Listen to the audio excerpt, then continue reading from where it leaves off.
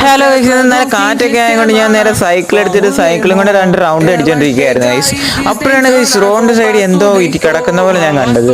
അപ്പോൾ ഗൈസ് നേരെ സൈക്കിൾ നിർത്തി ഞാൻ അതിൻ്റെ അകത്ത് ഇറങ്ങി നോക്കിയപ്പോൾ കുറച്ച് മഞ്ച് ഗൈസ്. അപ്പോൾ ഗൈസ് നമ്മളൊന്നും നോക്കിയില്ല, നേരെ പോയി സംഭവം എടുത്തിട്ടുണ്ട്. അപ്പോൾ നമുക്ക് എന്തെങ്കിലും ഇത് വെച്ച് ഉണ്ടാക്കാം.